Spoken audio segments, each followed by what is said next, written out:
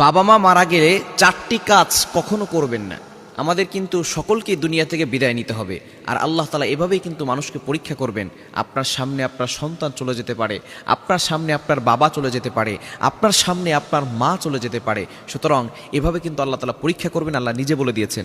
2 নম্বর পারা 2 নম্বর পৃষ্ঠার 11-12 নম্বর লাইনগুলো খুলেন, সূরা বাকারার 153-54 নম্বর আয়াতগুলো পড়েন। আল্লাহ তাআলা এখানে বলে দিয়েছেন বিভিন্নভাবে বান্দার উপরে পরীক্ষা আসবে। ওয়ালানাবলুয়ান্নাকুম বিশাইইম মিনাল খাউফ ওয়াল জু' ওয়া নাকসিম মিনাল আমওয়াল ওয়াল আনফুস ওয়াস সামারাত। আল্লাহ পাক রব্বুল আলামিন ক্ষুধার্ত দিয়ে পরীক্ষা করবেন, সম্পদ হারিয়ে পরীক্ষা করবেন, এরপরে মানুষের জীবন নিয়ে পরীক্ষা করবেন। আপনার বাবা মা যদি আপনার থেকে দুনিয়া থেকে বিদায় নিয়ে যায়, আপনার থেকে দূরে সরে যায়, তাহলে আপনি অনেক বেশি করে কান্নাকাটি করা, এগুলো থেকে আমাদেরকে দূরে সরে আসতে হবে। এই বিষয়গুলো আমাদেরকে খেয়াল করতে হবে। 4টি কাজ করা যাবে না। নাম্বার 1 নাম্বার হচ্ছে বাবা মা মারা গেলে চিৎকার করে, আওয়াজ করে, হায় হুতাশ করা, এগুলো কিন্তু ইসলাম সাপোর্ট করে না। নবীজি সাল্লাল্লাহু আলাইহি ওয়াসাল্লামের কলিজার টুকরা তিনজন সন্তান, ছেলে সন্তান মারা গিয়েছিল। নবীজি সাল্লাল্লাহু আলাইহি ওয়াসাল্লাম তিনি কেঁদেছিলেন, কান্না করেছেন। অবশ্যই কষ্ট লাগবে যখন আপনার প্রিয় মানুষটি দুনিয়া থেকে বিদায় নেবে, তখন আপনার থেকে একেবারে হৃদয় ভেঙে যাওয়া আর কেউ থাকবে না, তখন আপনার কাছে কষ্ট লাগবে।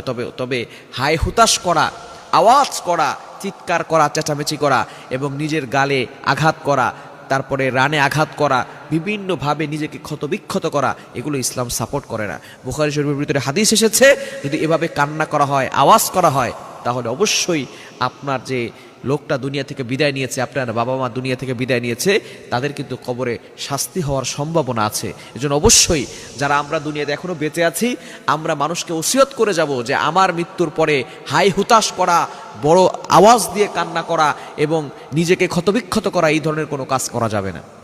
এজন্য 1 নাম্বার হচ্ছে চিৎকার চেঁচামেচি করে কোনো আওয়াজ করা যাবে না। কেননা যে দুনিয়া থেকে বিদায় নেবে, যার যতটুকু হায়াত আছে সে ততটুকু পর্যন্ত বাঁচবে, এর থেকে বেশি বাঁচবে না। আল্লাহ পাক রব্বুল আলামিন নিজে বলে দিয়েছেন।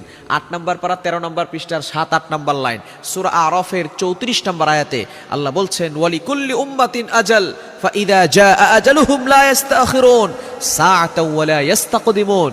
যখন মানুষ দুনিয়া থেকে বিদায় নেওয়ার সময় চলে আসবে, 1 সেকেন্ডও সময় দেরি হবে না, 1 সেকেন্ড সময় আগেও হবে না। এজন্য অবশ্যই এই যখন মানুষ মারা যাবে, তখন একটু নিজেকে ধৈর্য ধারণ করতে হবে। হ্যাঁ, আপনি কান্নাকাটি করবেন, তবে হাউমাউ করে কান্নাকাটি করবেন না। সুতরাং 1 নাম্বার কাজ হচ্ছে আওয়াজ করে, চিৎকার চেঁচামেচি করে কান্না করা যাবে না।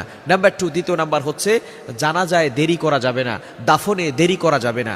আমরা অনেক সময় সন্তান বিদেশে থাকে, বিদেশ থেকে আসতে 1.5 দিন 2 দিন সময় লাগবে, বাবার যে মরদেহটা আছে সেটা এভাবেই রেখে দেয়, এটা রাখবেন না। যত দ্রুত সম্ভব